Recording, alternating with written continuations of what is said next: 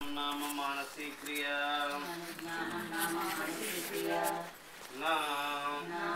वैलक्ष्म्यात् क्रिया हि नाम सा यत्र वस्तुस्वरूपनिरपेक्षा एव चोद्यते पुरुषचित्तव्यापाराधीना च यथा यस्यै देवतायै हविर्गृहीतं स्यात्तां मनसा ध्यायेत वषट्करिष्यन् इति संध्यां मनसा ध्यायेत इति च एवं आदिषु కాబట్టి ఇంతవరకు కూడా సూత్ర భాష్యము ఈ బ్రహ్మసూత్ర భాష్యం యందు మనం 4వ సూత్రానికి వచ్చున్నాము. ఈ 4వ సూత్ర భాష్యం ప్రారంభం చేసి మోక్ష విషయము అనేది సంస్కరింపబడేది లేక పుట్టించేది లేక లేక ఏ రకమైనటువంటి స్థూలమైన కర్మలు కానీ సూక్ష్మమైనటువంటి కర్మలు కానీ మోక్ష విషయంలో ఉపయోగానికి రావు అని కదా. కాబట్టి ఈ స్థూల సూక్ష్మ విషయాల పరంగానే చాలామంది వెరైటీస్ ఆఫ్ స్థూల కర్మాస్ చూస్తుంటాం. మనం పలు రకాలుగా ఈ ఫిజికల్గా మోక్ష విషయంలో సాధనలు చేస్తుంటాం. భౌతికమైన కర్మేంద్రియ పరంగా, దేహపరంగా, క్రియాపరంగా ఇలాగా సాధన చేయడం అనేది చూస్తుంటాం మనం. ఎందుకు అంటే మోక్ష సాధన విషయం అని చెప్తుంటాం, మనం చూస్తూ ఉంటాం. అలాగే ఇక్కడ మానసికమైన విధంగా కూడా చూసుకోవచ్చు. మానసిక విధంగా కూడా మనం చూసినట్లయితే దానిలో కూడా వెరైటీస్ ఆఫ్ సాధనాస్ మనోపరంగా కూడా. అందుకని కేనోపనిషత్తులో తదేవ బ్రహ్మత్వం విద్ధి నేదం విదిదం ఉపాసతే అని కూడా తత్ఖండనని ఉపాసన ధ్యాన విషయ ఖండన్ని కూడా మనం చూస్తాం. కానీ లోకంలో అదే ప్రచారం బాగా చాలా ఇష్టంగాను అతి ఇష్టంగాను సామాన్యంగాను విశేషంగాను బాగా ప్రాచుర్యం చెందింది, బాగా బహుళ ప్రచారం అయిపోయింది. కానీ ఆ ప్రకారంగా మానసిక ధ్యానేనా లేక అంతర్ధ్యానేనా హృదయం యందు బ్రహ్మభావన చేయడం బట్టి, ఆత్మభావన చేయడం బట్టి, భగవద్భావన చేయడం బట్టి, దేవతాభావన చేయడం బట్టి కూడా మోక్ష విషయం కానే కాదు అనేది స్పష్టం చేశారు. కాబట్టి దివ్యానుభవాలు, భవ్యానుభవాలు అలాంటి ఇది కాదు మోక్షము. అదంతా కూడా అనాత్మ విషయ ధ్యానమే అవుతుంది, కర్తృతంత్రపరమైన ధ్యానమే అవుతుంది. కానీ వస్తుతంత్రపరమైన జ్ఞాన విషయమైన కానే కాదు. సిద్ధ విషయం కాదు, అది అపరోక్ష విషయము కాదు, అనన్య విషయం కాదు, సద్యోఫలాన్ని ఇచ్చేది కాదు. అందువల్ల అది బాగా స్పష్టం చేసుకొని ఉండాలన్నమాట. ఎవరైనా సరే మోక్షం అంటే ఎప్పుడైనా సరే శాస్త్ర ఆచార్య ఉపదేశేన ఏవ జ్ఞాతవ్యం అస్తి అని తెలుసుకోవాలి. అలాగా శ్రవణాదులే సాక్షాత్ సాధనలని తెలుసుకోవాలి. ఆత్మానాత్మ వివేక విచారమే ఇక్కడ చేయాలి. కూర్చొని ఈ శ్రవణ ఉపదేశమే, ఈ వివేక ఉపదేశమే ఉపదేశం అవుతుందే కానీ ఉపదేశం అనేది ఏదో మనం లోపంలో చూసేది కానీ ఆ చెవులో ఏదో మంత్రం చెప్పించుకోవడం అట్లాంటివి ఏం కాదు, చేసేది కూడా కాదు. అదేదో గురువు గారు సాధన చెప్పి ఇంటికి పంపించేది కూడా కాదు. గురువుగారు మోక్ష జ్ఞానాన్ని కలిగించి బంధరహితం చేసే ఇంటికి పంపిస్తారు. అంతేగాని ప్రిస్క్రిప్షన్ టైప్లో, కన్సల్టెంటింగ్ టైప్లో అదే సలహా చెప్పడం, ఉపాయం చెప్పడం, చేసుకో అని సాధన సామగ్రిని ఇవ్వడం, చెప్పడం, ఇలాంటివి ఏమి ఉండవు. ఉపదేశ మాత్రేన సమకాలేయవ ఆత్మజ్ఞానం భవతి. అది అంతేగాని ఇంకా వేరేవి ఇవన్నీ ఇక్కడ చోటు చేసుకోవు, వాటికి సంబంధం కూడా లేదు. అవి వేరే వేరే విషయాలు. ఆత్మజ్ఞాన విషయంలో మాత్రం వాటికి ఎత్తికించే స్థానం కూడా లేదు. ఇక వేదంలో వాటికి స్థానాలు ఉన్నాయి, అక్కడక్కడ శాస్త్రాల్లో స్థానాలు ఉన్నాయి, ఇతర సాధనలన్నీ ఉన్నాయి, అవాంతర సాధనలన్నీ ఉన్నాయి. మోక్ష విషయంలో డైరెక్ట్ మాత్రం ఇదే. దీనికి అవాంతర సాధనలు యాడ్ చేసినా అది ఊడిపోద్ది, ఉండదు, పనిచేయదు, విపరీతమైపోద్ది. కాబట్టి డైరెక్ట్గా సాక్షాత్తుగా ఇక్కడ శ్రవణాదులే తప్ప ఇతరత్ర ఇంకేమి దీంట్లో కలపకూడదు. అందులో జ్ఞాన కర్మ సముచ్చయం ఉంది, జ్ఞాన ఉపాసన సముచ్చయము. అవన్నీ మోక్ష విషయం కాదు. జ్ఞానము ప్లస్ కర్మము కలపకూడదు. అలాగా జ్ఞానము ఉపాసన ధ్యానము అట్లాంటిది కలపకూడదు. డైరెక్ట్ జ్ఞానమే మోక్షము, జ్ఞానం కలిగించుకోవడం మోక్షము, జ్ఞానమే మోక్షము. అది వివేక సాధన అయ్యింది, అది శ్రవణాది సాధన అయ్యింది. వాక్యార్థ విచార సమకాలంలోనే ఈ జ్ఞానం కలిస్తుంది. ఇది ఇక దృఢ జ్ఞానం, దృఢ విషయం, దృఢ నిశ్చయమే కానీ ఇక దీంట్లో నమ్మకాలకు తావులేదే లేదు. కానీ అది పెట్టుకొని ఇక్కడ ఈ యొక్క 4వ స్తోత్రంలో ఇవన్నీ చర్చ చేస్తూ ఉన్నారన్నమాట. ఎన్నెన్ని రకాలుగా పూర్వపక్షులు సంధించారో ప్రశ్నలని, ఆక్షేపాదులని, వాటినంతా కూడా క్రమంగా ప్రయారిటీ ప్రకారంగా ఖండించుకుంటూ సమాధానం చెప్తూ వస్తూ ఉన్నారు. అంతేగాని ఇది ఊరికే తీసి పారేసే మాటలు ఏం కావు. ఇవి కానీ బాగా పెట్టుకొని చూసినట్లయితే వాళ్ళు ఎలాగా వాళ్ళు ఖండించారు, ఇవన్నీ మోక్ష సాధనకు పనికిరావు అని చెప్పేవన్నీ మనకే అర్థమైంది. శ్రవణాదులే చేయాలి, చాలా జాగ్రత్తగా ఉండాలి. శ్రవణాదులు చేసే సమకాలంలో గురువు శాస్త్రము సంబంధమే పెట్టుకోవాలి.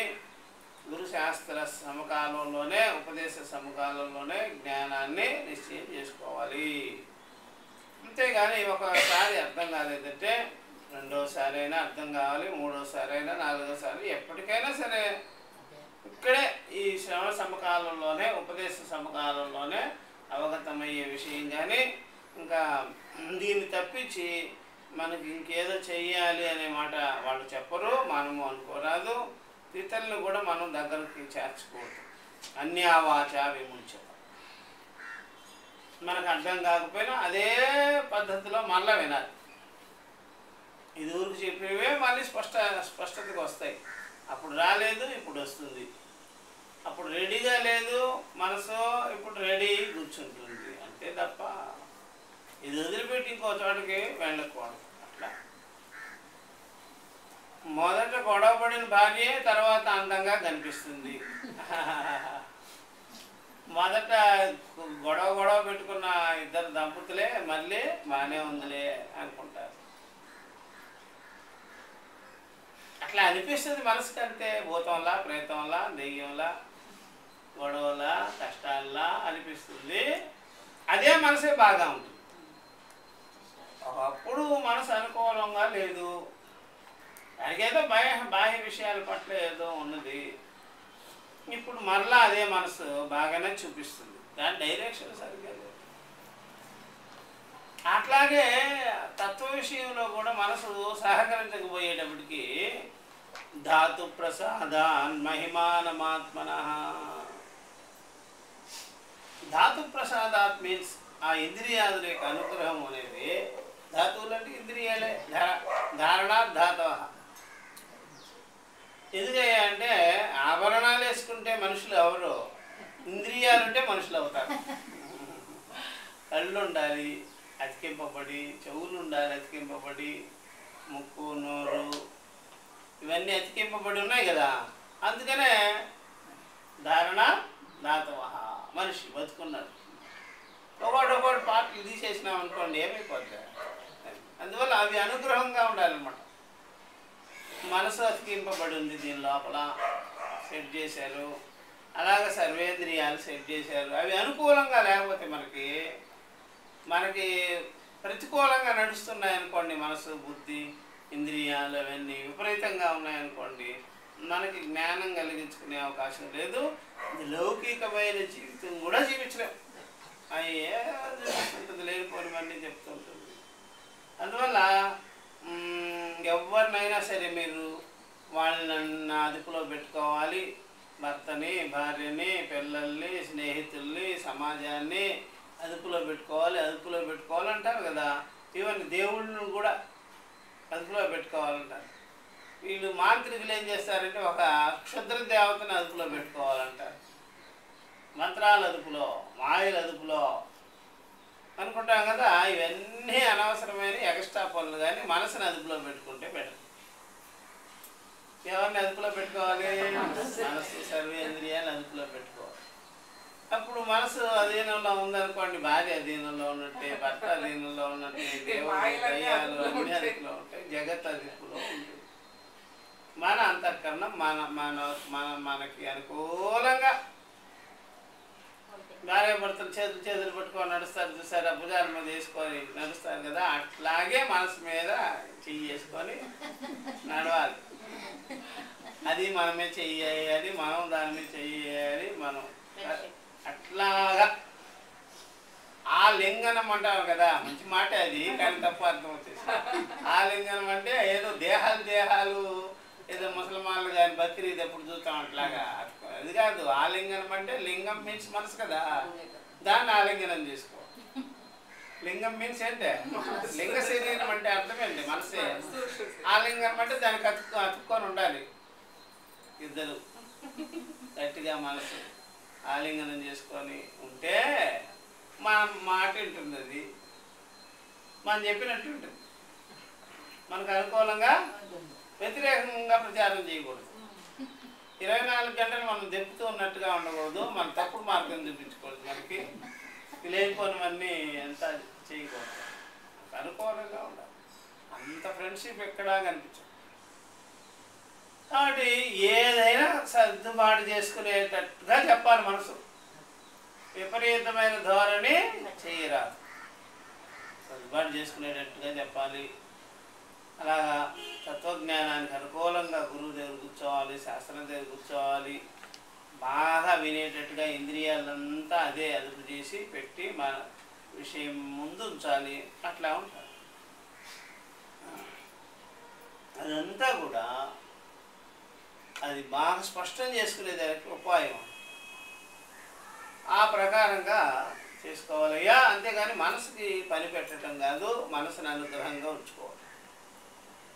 మనసుని అనుగ్రహంగా ఉంచుకోవాలి, అది బాగా గుర్తుపెట్టుకోవాలి. కాబట్టి ఈ ప్రకారంగా ఇలాగా ఉన్నవాడికి తప్పకుండా జ్ఞానం కలిగేదానికి అవకాశం ఉంటుంది. వాడికి వెంటనే చెప్పే సమకాలంలోనే తను స్వామన అంటే స్వస్వరూపంగానే అవగతమైపోద్దట. ఈ ధాతు ప్రసాదం వల్ల. వినేశమ్మ కాలంలోనే అదే ఈ విషయం నేనై ఉన్నాను అని చెప్పేస్తుంది అన్నమాట మనసు. ఇది ఆత్మే, ఇది బ్రహ్మమే, ఇది అభేదమే అని చెప్పేస్తుంది అట్లా. ఇలా జ్ఞానం కలిగించుకోవాలి అంతే తప్ప ఏదో మనస్సును ఉపయోగించుకొని మీరు కర్మేంద్రియాలు ఇట్లాగా బాహ్య విషయాలుకి పని చెప్పినట్టుగా మనసుకు కానీ పని చెప్తే జ్ఞాన విషయంలో, బ్రహ్మ విద్య విషయంలో అది అక్కరకు రాకుండా పోతుంది, పనికి రాకుండా పోతుంది, విపరీతమైపోతుంది. అట్లా చేయొద్దు అని ఇక్కడ చాలామంది ఏమేమో ఉంటారు కదా, అవన్నీ ఇక్కడ చూపించారు. ఏ విధంగా అయితే మోక్షం అనేటువంటిది ధ్యాన విషయం కూడా కాదు. మీరు ధ్యానం చేసుకున్నారనుకోండి, ఎప్పుడైనా సరే ధ్యానం చేయటం బట్టి మనసుకి పని పెడతారు. మనసుకి ఎవరైనా బయట పనులు పెడతారా లేకపోతే ఇంకేం పని పెడతారు తెలిసిందే,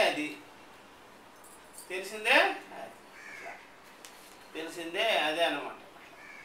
అందుకనే ఎప్పుడైనా సరే పక్షవాతం వచ్చిన వాళ్ళు కూడా చేతులు కదపాలి, కాళ్ళు కదపాలి అనుకుంటారు కదా. అట్లాగా ఊరికే పడి ఉండే మనసుని ఊరికే ఉంచరు, దాన్ని కదపాలి అనుకుంటారు. అందుకే ఎప్పుడు కదిపే అలవాటు వచ్చేసింది. దేనికి? మనసు కదిపే అలవాటు బాగా ఉంటుంది. ఒకవేళ శరీరం కదలకుండా ఉన్న మనసును కదుపుతారు. అందువల్ల పగలంతా మనసును కదపడం, ఇంద్రియాలను కదపడం, శరీరాన్ని కదపడం, నిద్రపోయిన వెంటనే నీ వల్ల కాకపోతే నేను కదులుతానులే అని మనసు కదులుతుంది. నిద్రపోయిన వెంటనే ఏంటి? స్వప్నం. ఇంతసేపు నువ్వు గదిపి నువ్వు అలసట చెందావు, అందుకనే నీకు రెస్ట్ ఇస్తున్నాను, నేను మాత్రం ఓవర్ వర్క్ చేస్తాను అని అది ఇక మనసు మొదలు పెడుతుంది. సరే, అది కూడా స్వప్నావస్థ ఆవిష్కారమే. కదపకుండా మాత్రం ఉండడం దానికి రాదు. కదపకుండా ఉండాలని సాక్షిగా ఉండాలి కదా, సాక్షిగా లేదు, సంసారిగా ఉండాలండి. అట్లా కాబట్టి మనసుతో చెప్పి, మనసుకి రుద్ది, మనసుకి ఒక విధిని పెట్టి, ఒక కండిషన్ పెట్టి చేయించేవన్నీ కూడా మానసికమైన కర్మలు అవుతాయి. ధ్యానం కూడా ఒక క్రియే, అదేమో విద్య కాదు. అది ధ్యానం కూడా ఒక క్రియే. వినోదాన్ని పట్టుకొని ధ్యానం చేసేటువంటి అలవాటు అనమాట. కాబట్టి ఎక్కువ శాతం మీరు కర్మేంద్రియాలతో ఈ దేహం, కర్మేంద్రియాలు పనిచేస్తాయా ఎక్కువ, అలాగే జ్ఞానేంద్రియాలు పనిచేస్తాయా, మనసు పనిచేస్తుందా అని చూస్తే 24 గంటలు కూడా సరిపోదు. దేనికి? 2 అవస్థల్ని ఎక్కువగా పనిచేసేది ఎవరు? మనసు. మరి ఆల్రెడీ మనసు పనిలోనే ఉంది, క్రియలోనే ఉంది, కర్మలోనే ఉంది, అహర్నిశం ధ్యానం చేసే దానిలోనే ఉంది. కొత్తగా నువ్వు ధ్యానం దానికి ఏం చెప్తే అదేమవుతుందంటే లోడ్ ఎక్కువ అవుతుంది. కొత్తగా అవి ఇవి చెప్పుకొని తీసుకొచ్చి పెడితే లోడ్ ఎక్కువ అవుతుంది. ఆల్రెడీ ఎప్పుడు చూసినా మనసుతోనే కదా, మనసుతోనే ఒక క్షణం కూడా అలాగా దానికి విశ్రాంతి ఇవ్వదు. అది కూడా సూక్ష్మం కాబట్టి దానికి అలసలు తెలియటం, చెమట పట్టడం. అందువల్ల ఇప్పుడు చూసినా ఏదో అవయవాలు అయితే కాళ్ళు అరిగాయి, కీళ్ళు అరిగాయి అని చెప్తాం, కానీ మనసు అరిగింది అని చెప్పేదానికి వీళ్ళేనే లేదు. శరీరం అరిగిపోయింది కాబట్టి ఈ శరీరంతో నేను అనుకున్నవన్నీ, ధ్యానించినవన్నీ పని చేయించాలి కాబట్టి శరీరం పనికి రావడం లేదు. కాబట్టి ఇంకొక శరీరానికి వెళ్తానంటుంది. కానీ మనసు నాకు అలసట వచ్చింది, ఇంకా ఏ శరీరంలో నేను వెళ్ళదలుచుకోలేదు అని మాత్రం అనదు. అంటే సిగరెట్ పీకలాగా తాగి పడేసేసింది శరీరాన్ని, పీల్చేసేసింది, పూర్తి చేసేసింది, ఇంకో శరీరానికి జంప్ అయిపోతుంది. తప్ప శరీరాన్ని మొత్తం సిగరెట్ లాగా చుట్టలా కాల్చి పారేసేసి ఎవరా? ఇప్పుడు మళ్ళీ ఆ నిప్పు ఇంకొక సిగరెట్లోకి వెళ్ళిపోవాలని చూస్తాం. దీన్ని బారేసేసి బూడిద చేసేస్తుంది కదా.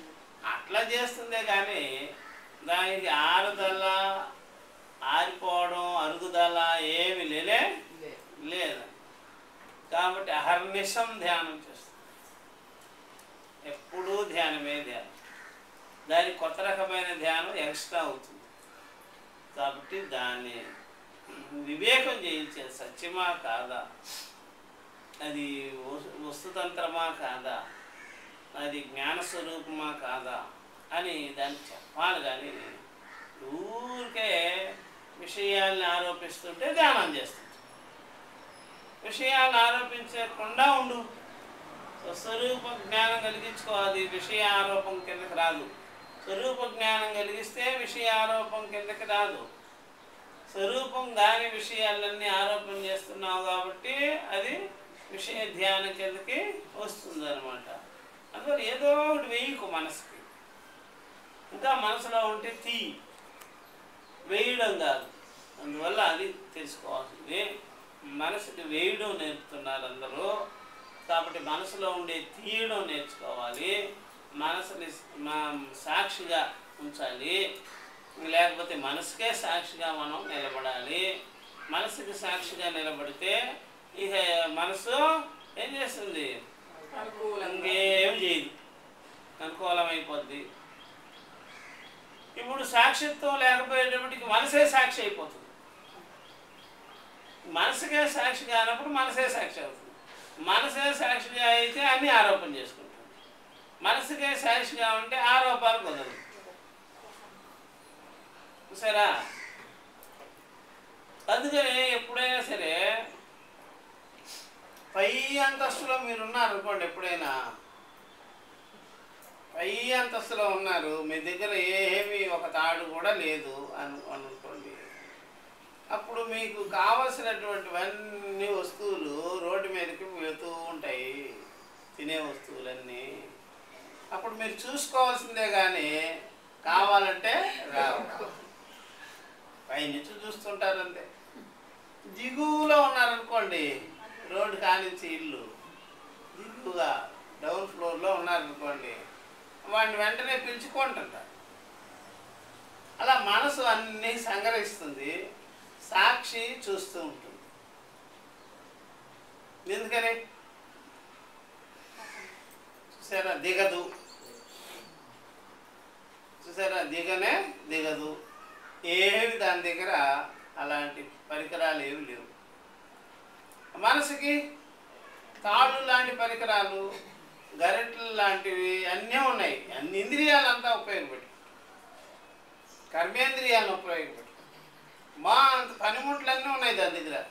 సాక్షికి పనిముట్లు లేవు. సాక్షికి పనిముట్లు లేవు, చూస్తూ ఉంటుంది అది.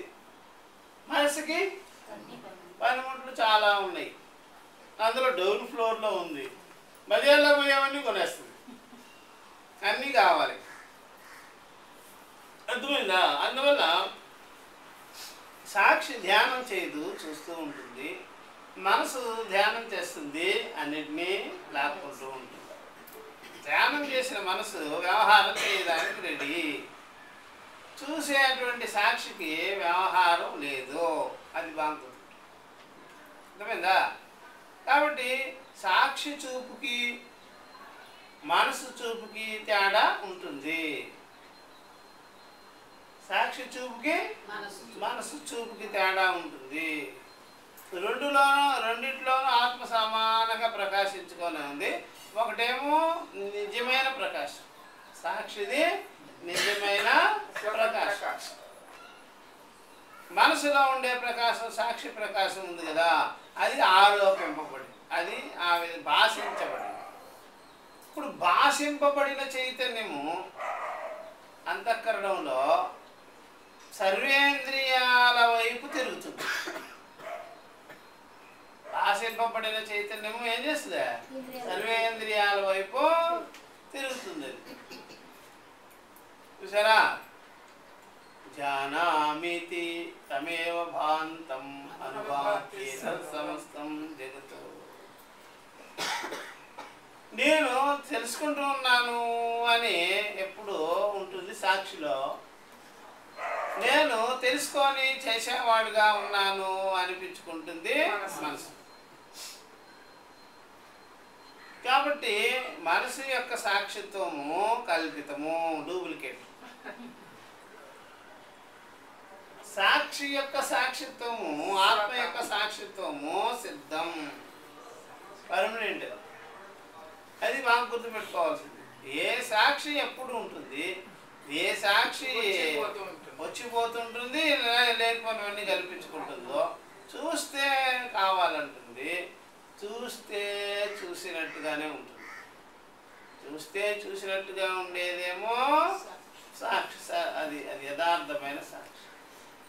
ఆత్మ చూస్తే కావాలనుకునేదే. కాబట్టి అధ్యసించుకునే స్వభావం దీనిలో ఉంది, దానిలో లేదు. కాబట్టి దీంతో ధ్యానం చేసినా అంతే సంగతి, అయ్యేదేమీ ఉండదు. చూడండి, నన్ను జ్ఞానం నామ మానసిక క్రియ. ధ్యానం అనేది కూడా చాలా మంది చేస్తారు కదా, అది కూడా కర్మే, అది కూడా మానసికమైన క్రియే. కానీ అది అది జ్ఞాన విషయం మాత్రం, ఆత్మ జ్ఞాన విషయం మాత్రం కానే కాదు. నా చూసారా, ఇట్లా కానేటప్పటికి మానసికమైన క్రియే కదా అని అంటే వైలక్షణ్యాతో అట్లా కాదు. వైలక్షణ్యం అనేది బాగా స్పష్టంగా ఉన్నది. విలక్షణత, అది వేరు ఇది వేరు అని చెప్తున్నారు. చూసారా, అది వేరు ఇది వేరు అని చెప్పేస్తున్నారు. క్రియాహీనామ విలక్షణత అని చెప్పగానే బాగా గుర్తుపెట్టుకోవాల్సింది. దానికి దీనికి జ్ఞానానికి మానసికమైన క్రియకి సంబంధం లేదు. జ్ఞానం అనేటువంటిది మానసిక క్రియ అనడం తప్పు. అది మనసులో ప్రకాశిస్తుందే కానీ మనసులో క్రియ కలిగించదు. నన్ను జ్ఞానం నామ మానసిక క్రియ అని చెప్పాను కదా. ఇది పూర్వపక్ష అన్నాడు, జ్ఞానం కూడా మనసులో పుట్టేదే కదా అని. ఇది బౌద్ధులు కూడా బుద్ధిలో జ్ఞానం కలుగుతుంది, బుద్ధిలో జ్ఞానం ఉంటుంది, అది నశించిపోతుంది అంటారు కదా. ఇది ఆభాసితమైన జ్ఞానమా లేకపోతే సిద్ధమైన జ్ఞానమా? ఆభాసితమైన జ్ఞానం. కాబట్టి మనసులో ఉదయించినటువంటి జ్ఞానము, మనసుకే సాక్షి అయిన జ్ఞానము, అది వేరు ఇది వేరు అని చెప్పేసినారు. అది చెప్తున్నారు చూడండి. అందువల్ల తెలుసుకునేవాడు బుద్ధి రూపంగా అది క్రియాపరంగానే ఉంటాడా లేకపోతే సాక్షిపరంగా ఉంటాడా? సాక్షిపరంగా ఉండడు, క్రియాపరంగానే ఉంటాడు. బుద్ధిలో తెలుసుకునేవాడు క్రియాపరంగానే ఉంటాడు. బుద్ధికే సాక్షిగా ఉన్నవాడు అక్రియగా ఉంటాడు, అసంగంగా ఉంటాడు అనమాట. ఆ వ్యత్యాసం కనుక్కోవాలి. అర్థమైందా? అందువల్ల బుద్ధి నుండి తెలుసుకుంటున్నావా, బుద్ధికే సాక్షిగా ఉన్నావా అనేది తెలుసుకోవాలి. బుద్ధి నుండి తెలుసుకున్నట్లయితే దాంట్లో ఏమొస్తుంది? ఆరోపాలన్నీ వస్తాయి. బుద్ధికే సాక్షి రూపుణ్ణి నేను అని మీరు అవగతం చేసుకుంటే అది యథార్థ జ్ఞానం అవుతుంది. కాబట్టి యథార్థ జ్ఞానానికి కల్పితమైన జ్ఞానానికి వ్యత్యాసాన్ని గుర్తుపెట్టుకోవాలి. అర్థమైందా? అలాగా నాకు జ్ఞానం కలిగింది అన్నా సరే బుద్ధి కావచ్చు, ఇందుకేనో ఉపనిషత్తులు అదే వచ్చాను. లేదు నేను అయ్యే ఉన్నాను అంటే మాత్రం అది బుద్ధి రూపమైందిగానే కాదు, స్వతసిద్ధం సాక్షి అట్లాగా. అర్థమైందా? నా వైలక్షణ్యతో అని చెప్పేసి ఇప్పుడు అంటున్నారు క్రియాహినామా సా యత్ర వస్తు స్వరూప నిరపేక్ష ఏవ చోద్యతే. క్రియ అనగానే ఎప్పుడైనా సరే బాగా గుర్తుపెట్టుకోవాల్సింది, అట్లాంటి క్రియ ఎక్కడైతే వస్తు స్వరూపాన్ని అపేక్షించుకోకుండా వస్తు స్వరూప నిరపేక్ష ఏవ చోద్యతే. క్రియాహినామ సాయత్ర వస్తు స్వరూప నిరపేక్ష ఏవ చోద్యతే. వస్తు జ్ఞానంతో పనే లేదు కర్మకి.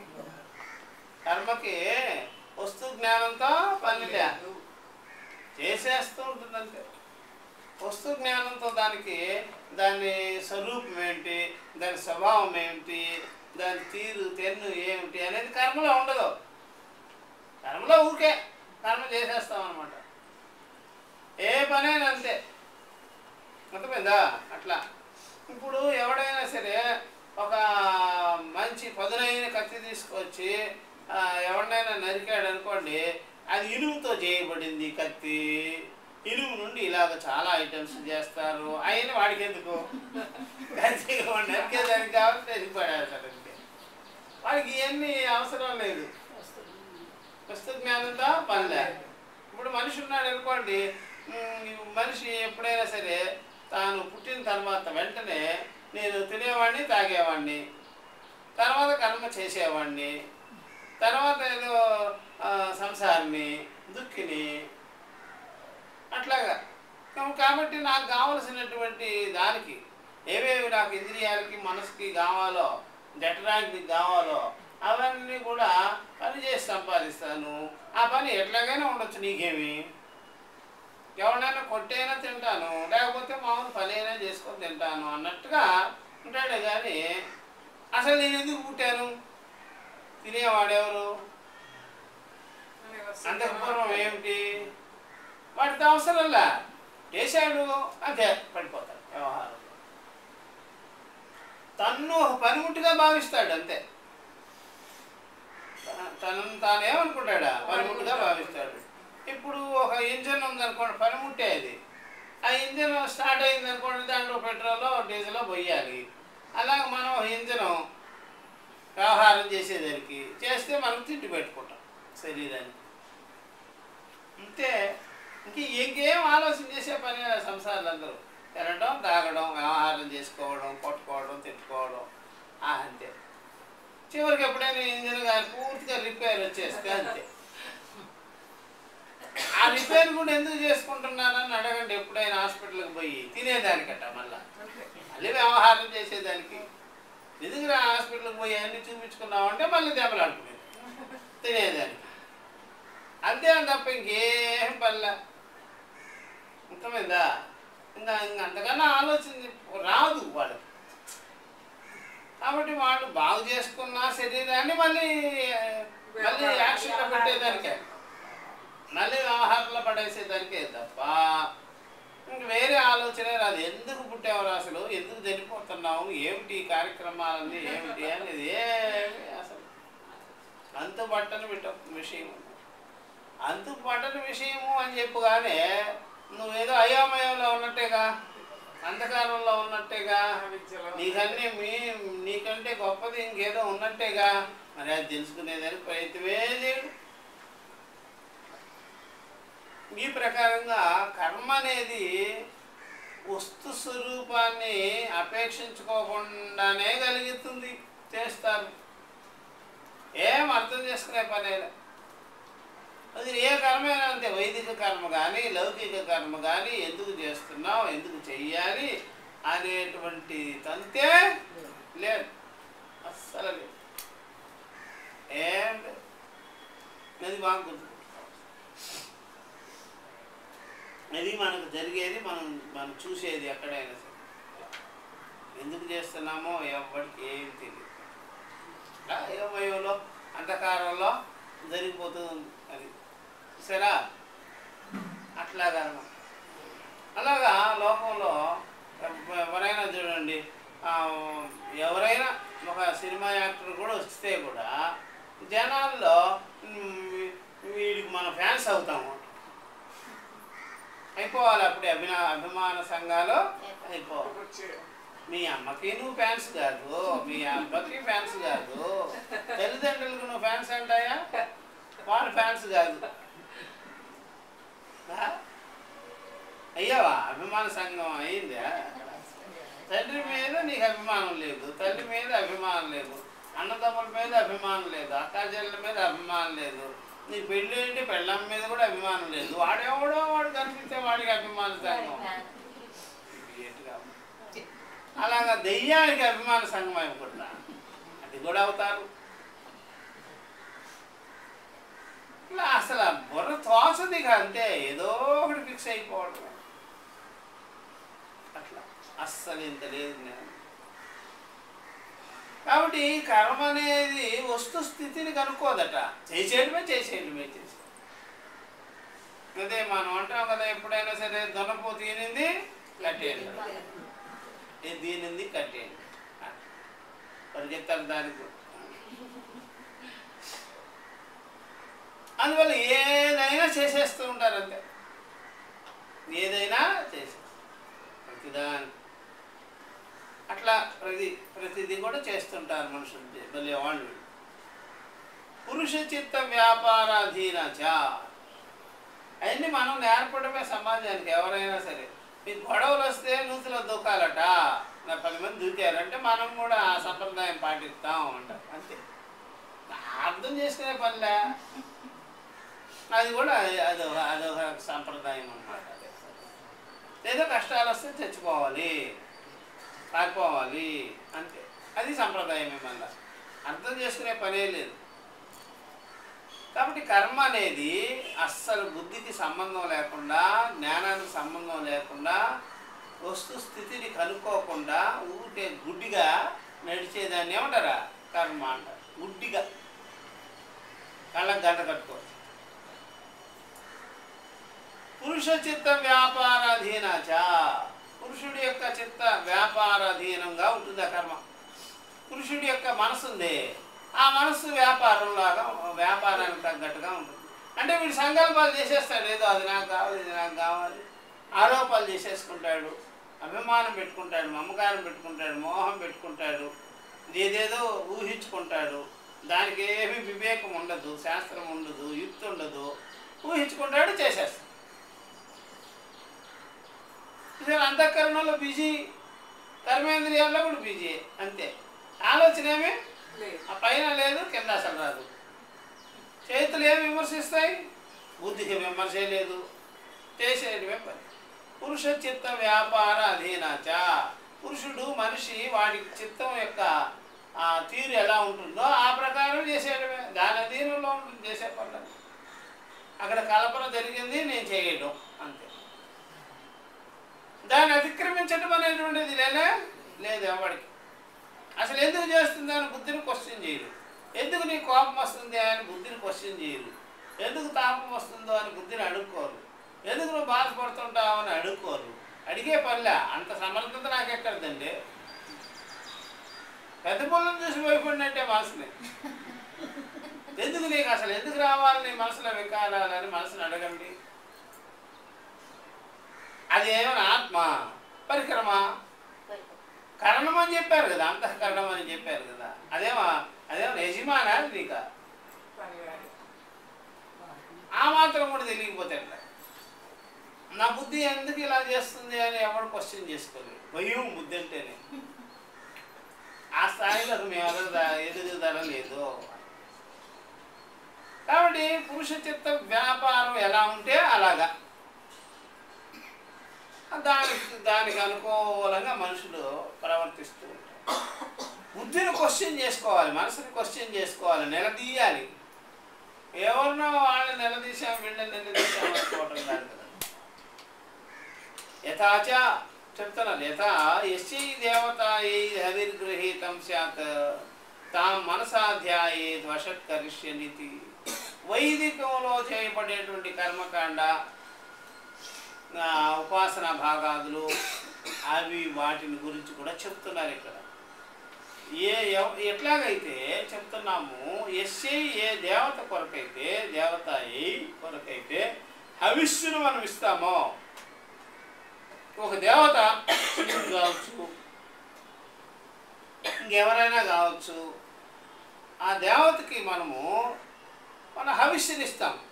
దోశలో నీళ్లు నింపుకొని చక్కగా ఒక భావన చేసుకుంటూ ఇస్తాం. మనసాధ్యాయేతు, ఆ హవిస్సు ఇచ్చే సమకాలంలో, అర్ఘ్యాదులు సమర్పించే సమకాలంలో మనసాధ్యాయేతు, మనసుతో ధ్యానించండి. వషట్కరిష్యన్, స్వాహాకారాలతో వషట్కరిష్యన్ అని అట్లాగా చెయ్యండి. ఇది కర్మే. అసలు ఎందుకు ఇవ్వాలని క్వశ్చన్ రాదు అక్కడ. కర్మ అలా చెప్పింది, అది కూడా చెప్పలా. ఫుట్ నోట్స్లో కూడా రాయలా ఎందుకు ఇవ్వాలని. చెయ్యి అని చెప్పేసింది, చేసేస్తాము.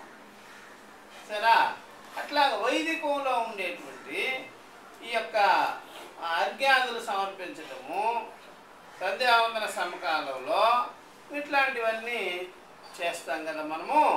ఆ విధంగా మనసుతో ధ్యానం చేస్తాం కదా, అవన్నీ కూడా అంతే, క్వశ్చన్ లేనివి, చేసేవే అవి, చేసేదానికే ఉన్నాయి. మనం ప్రశ్నించుకునేదానికి లేవు, అస్సలు లేవు, ప్రశ్నించుకోకూడదు, చెయ్యాలంటే. సంధ్యాం మనసా ధ్యాయేత, అది ఆ ప్రకారంగా సంధ్యాదేవతని చూసారా. సంధులు ఉంటాయి కదా, సాయంకాలము ఇట్లాగా ఈ విధంగా సంధి సమకాలంలో ఒక నిమిషానికి ఇంకొక నిమిషానికి సంధి ఉంటుంది చూసారా. సంఖ్యా సంధి ఉంటుంది, కాల సంధి ఉంటుంది. సంఖ్యా సంధిని పట్టుకొని కాల సంధి వచ్చింది, కాల సంధిని పట్టుకొని సంఖ్యా సంధి పట్టుకున్నాం. ఆ విధంగా సూర్యుడు, ఉదయాస్తమయాలు, భూమి, గ్రహాలు, సంధులు ఉంటాయి. ఇవన్నీ సంకల్పాలకు సంధి ఉంటుంది. అట్లా ఆ విధంగా దాన్ని ఉపాసన చేయమని ఆ విధంగా సూచించింది శాస్త్రం.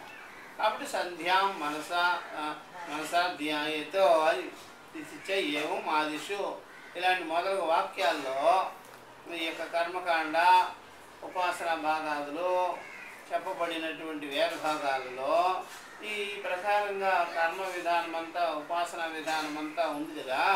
అక్కడ ఏమన్నా ఇక్కడ ఏమన్నా వివరణ ఏముండదు, చెయ్యాలి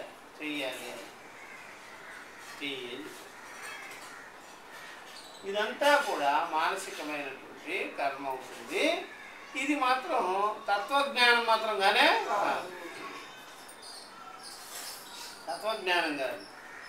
ఇది కూడా చెప్పుకున్నది పోలో ధ్యానం చింతనం యజ్ఞపి మానసం తథాపి పురుషేణ కర్తుం అకర్తుం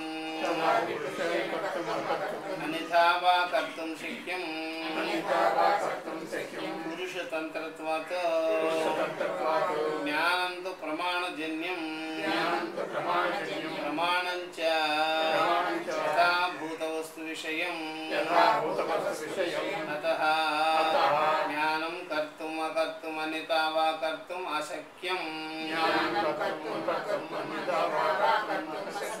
కేవలం వస్తుతంత్రమేవ తత్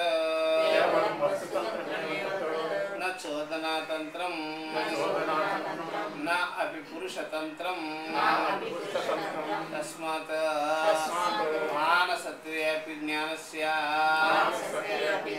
మహద్వైలక్షణ్యం యథా చ పురుషో వావ గౌతమాగ్నిః ఇత్యత్ర యోషిత్ పురుషయోః అగ్నిబుద్ధిః మానసీ భవతి.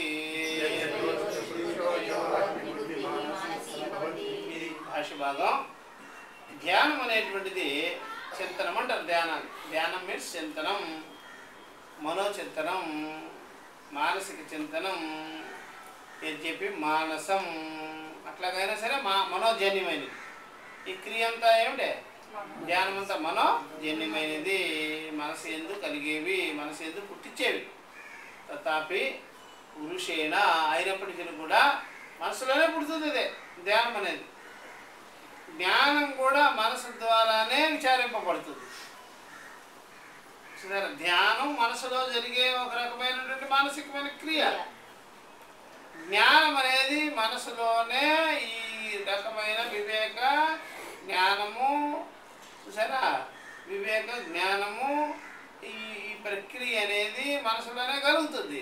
కానీ అకర్మ, ఇది కర్మ.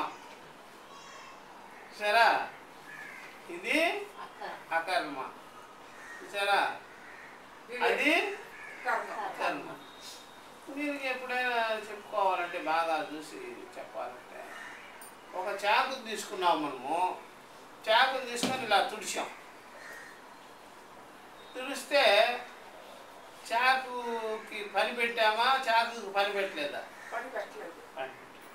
చాకుని తీసుకొని కోసాం, ఇది కర్మ. అర్థమైందా? చాకుని తీసుకొని తుడిస్తే అకర్మ, తుడిచి దానికి ఫోల్డ్ చేసినాం, పెట్టేసాం. ఆ చాకుని తీసుకొని పని చేసాం, కర్మ.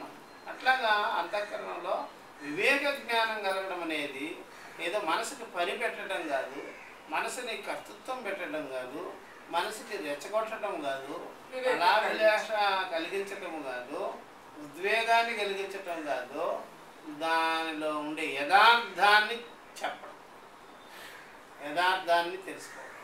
అందుకని ఇది వివేక జ్ఞానం. అదేంటా వివేక జ్ఞానం వేరు, కర్తృజ్ఞానం వేరే. అట్లా అది బాగా గుర్తుపెట్టుకోవాలి. ధ్యానం చింతనం యద్యపి మానసం, ధ్యానం అనేటువంటిది చింతించేటువంటిది మనసులోనే జరుగుతుంది.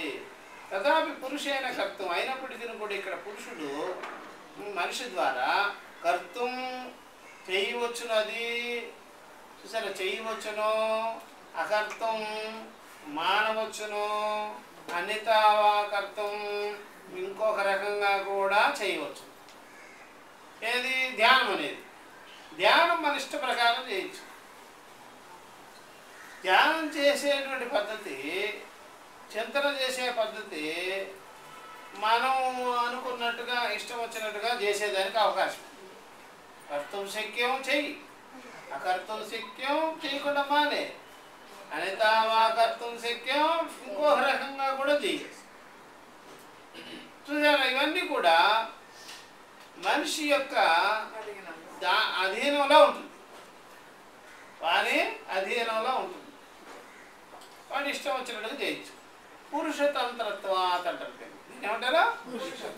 మనిషి యొక్క తంత్రం మీద, మనిషి యొక్క ఆలోచన మీద వాడి అధీనంలో జరుగుతుంది. అర్థమైందా ధ్యానం అనేది? అందుకని మీరు ధ్యానం చేసేటప్పుడు ఎప్పుడైనా సరే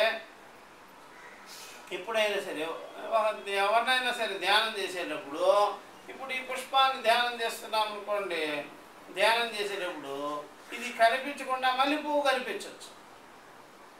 ఈ పుష్పాన్ని నేను ఇంకో రకంగా అనుకోవాలని అనొచ్చు. ఇది చిన్నదిగా ఉంది, అది పెద్దదిగా ఉంది, దీన్ని కూడా పెద్దది చేద్దామని మనసులో పెద్దది చేసుకోవచ్చు. మీ ఇష్టం వచ్చినట్టుగా చేసుకోవచ్చు. మీ భావాలని ఎలా పడితే అలాగా మీరు యూజ్ చేసుకోవచ్చు. మీ చాయిస్. చేస్తే చేయొచ్చు, లేకుంటే మానవచ్చు. అప్పుడప్పుడు ధ్యానం చేయకుండా గప్చిప్పని అయిపోవచ్చు. అప్పుడప్పుడు ధ్యానం చేసేదానికి మొదలు పెట్టచ్చు. మీ ఇష్టం, అడిగే నాదులు లేడు. జ్ఞానం అనేది అట్లాంటిది కాదు. అర్థమైందా? అగ్ని వేడిగా దాన్ని ఐస్ చేసేస్తారు, చేయలేము. దాని రూపనామాలు మార్చేస్తారు, నీ వల్ల దానిపై. సూర్యుడిని నేను మార్చేస్తాను. అట్లా ఆ ప్రకారంగా జ్ఞానం అనేది నేను తెలుసుకునేవాడినే అని అనుకోండి, నేను తెలుసుకునేవాడిని కాదు అని మీరు అనుకోలేరు. నేనున్నాను, నేను లేదు అని చెప్పలేరు. సరే, అలాగా మనసులో జరిగేటువంటి బాహ్య విషయాలకు సంబంధించినటువంటి ధ్యాన వ్యవహారం అంతా మనం ఇష్టం వచ్చినట్టుగా చేసుకునేదానికి వీలు అవుతుంది. సరే, అందుకనే మనసు అప్ అండ్ డౌన్ అయిపోతుంది, జిగ్జాగ్లాగా రకరకాలుగా ఉంటుంది.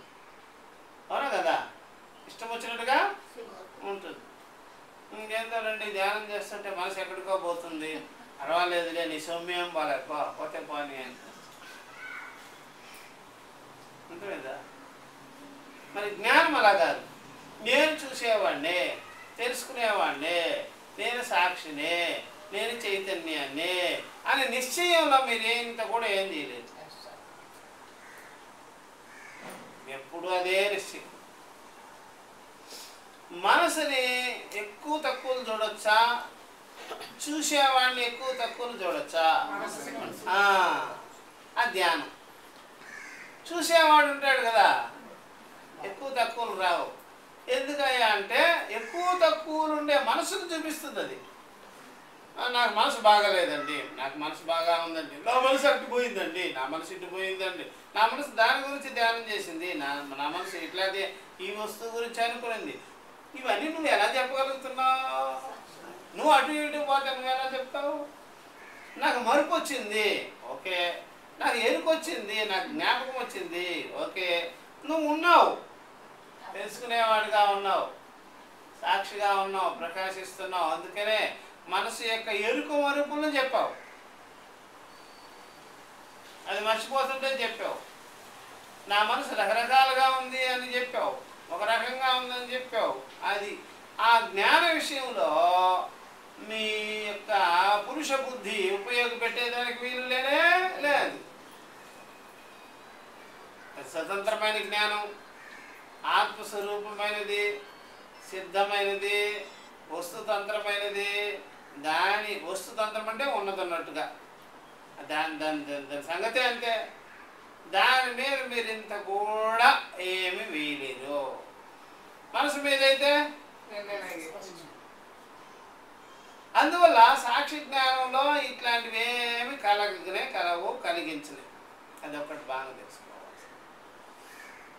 కాబట్టి మానసికమైనటువంటి క్రియారూపమైనటువంటిది ఇవన్నీ మీరు ధ్యానం చేసే సమకాలంలోనే మీకు కోపం రావచ్చు, తాపం రావచ్చు, ఏదైనా రావచ్చు.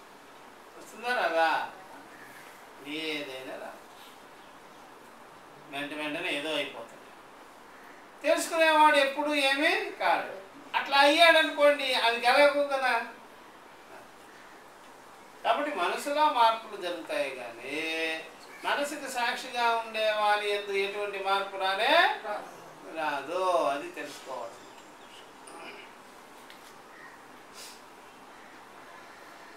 జ్ఞానంతో అయ్యా జ్ఞానం అయితే ధ్యానం లాంటిది కాదు. తూ శబ్దం చేత ధ్యానం లాంటిది కాదు, చేసేది కాదు, అనుకునేది కాదు, పొందేది కాదు. చూసారా? అది మన ఇష్టం వచ్చినట్టుగా మనసు మీద ఆధారపడి ఉండేది కానీ కాదు. చూసారా? అట్లా. అందుకని మీరు ఎవరినైనా సరే మంచివారు అని భావించుకున్నారనుకోండి, చెడ్డవారు అని చేసేదానికి ఎంతసేపు పడుతుంది? ఎంతసేపు పడదు. అందుకని మంచివారు అనే క్షణంలో, చెడ్డవారు అనే క్షణంలో, ఆమంటే నాకు ఇష్టమైంది, ఆమంటే నాకు ఇష్టం లేదు, ఎంతసేపు? అర్థమైందా? ఇంకా మీరు మనిషిని కాదు అనేదాన్ని కూడా రెడీ అయిపోతారు. నేను మనిషిని, నేను పశువుని, వాడు మనిషే, వాడు పశువు, దున్నపోతూ అనుకోవచ్చు. నేను చిత్తు లేని వాడిని, చైతన్యమే లేని వాడిని. చేర్చండి చూద్దాం. చైతన్యమే లేదో చెప్పండి చూద్దాం. బుద్ధి లేదనొచ్చు కానీ చైతన్యం లేదని చెప్పచ్చా? ఆత్మ కాదని చెప్పచ్చా? సాక్షి లేదని చెప్పచ్చా? నేను కాదు అని చెప్పచ్చా? నేను లేదని చెప్పచ్చా? అందువల్ల గురువు గారు ఎప్పుడైనా సరే నువ్వు పూర్ణుడివే అయి ఉన్నావు అని చెప్పినప్పుడు మీరు దాన్ని మార్పు చేసుకోలేదు. నాకు ఇప్పుడు బాగాలేదు పరిస్థితులు, నేను పూర్ణుడు కాదు అని చెప్పాలి. అర్థమైందా? నీకు బాగా లేకపోతే అపూర్ణ విషయం చెప్తున్నావు కానీ పూర్ణ విషయం కాదు కదా అది. పూర్ణుడు నువ్వు. నీకు బాగాలేదు అనే సందర్భాలు ఉన్నాయి కదా, అది అపూర్ణము. ఏమిటో చెప్పు బాగాలేంది? నా ఒళ్ళు అది అపూర్ణం, నా మనసు అది అపూర్ణం, నా ఇంట్లో పరిస్థితులు అది అపూర్ణమే. నీ చెప్పిన ఆత్మ పూర్ణం అన్నారు కదా, అది ఏమన్నా జరిగిందని చెప్పు. దానికి ఏం జరగదు. కాబట్టి అహం పూర్ణ, ఆత్మపూర్ణ అనే మాట ఎవడు కూడా ఏమి చేయలేదు. హరిహర బ్రహ్మాదులకి అలివి కాని విషయం. మనమే అయి ఉన్నాం కాబట్టి మనం ఏం చేయలేము.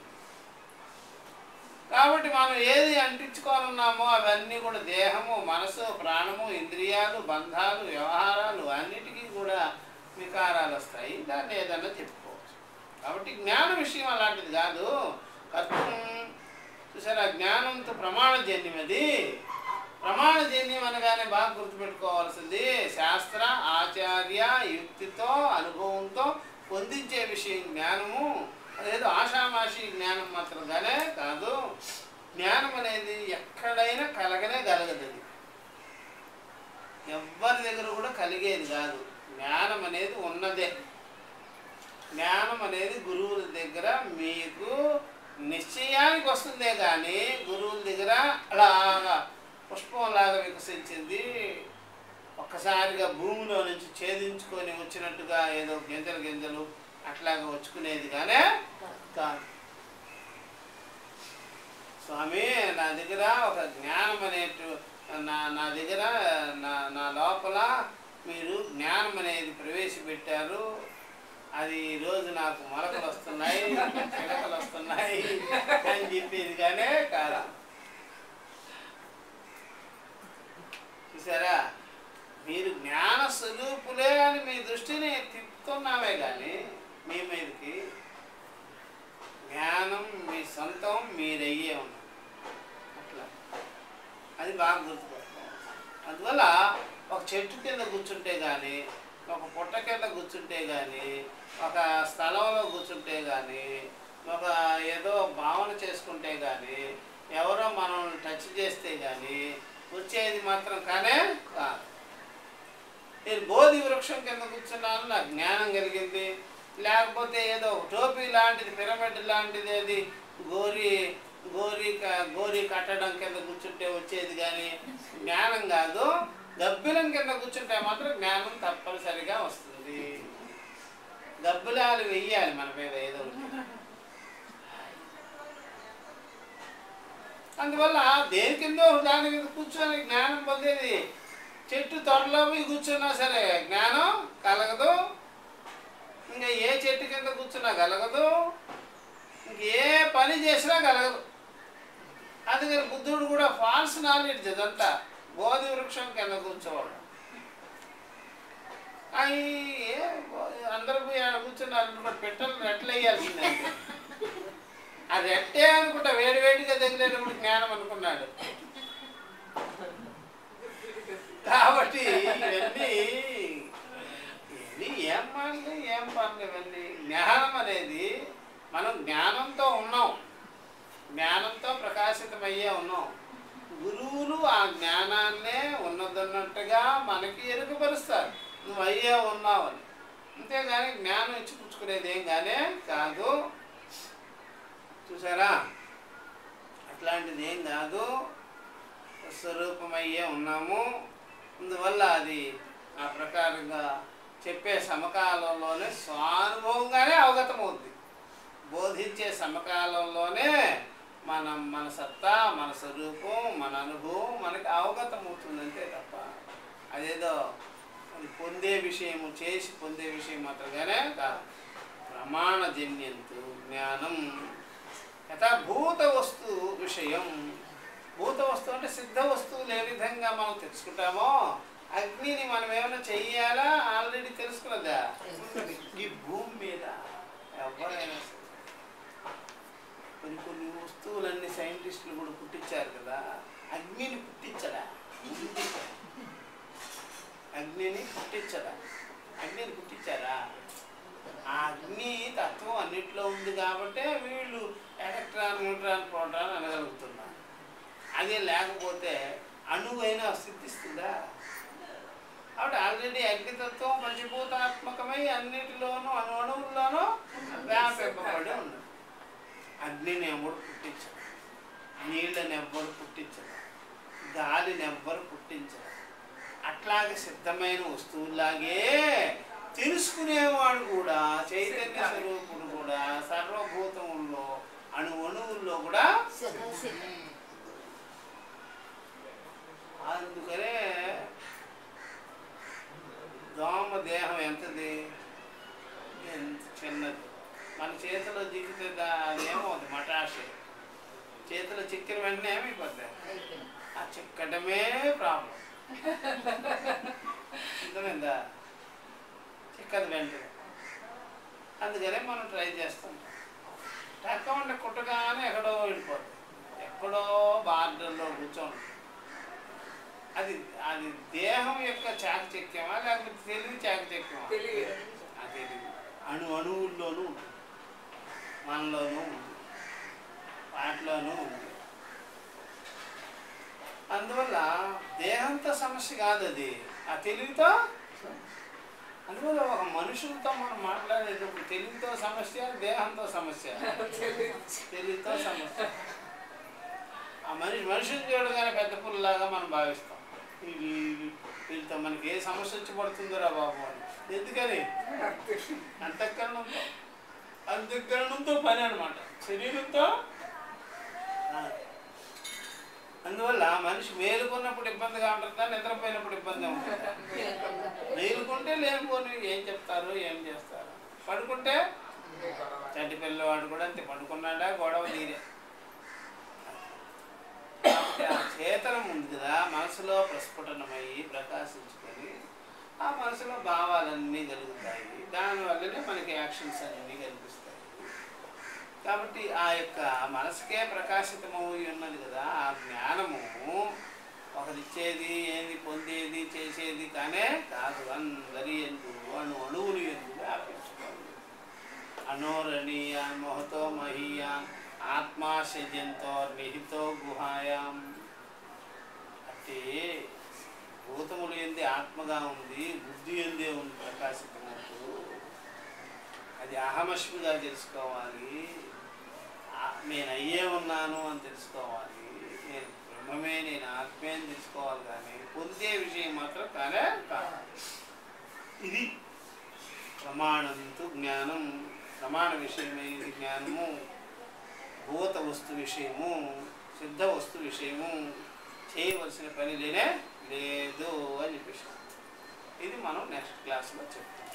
ఓం సహనావతు సహనో భునక్తు సహ వీర్యం కరవావహై తేజస్వినావధీతమస్తు మా విద్విషావహై. ఓం శాంతి శాంతి శాంతి.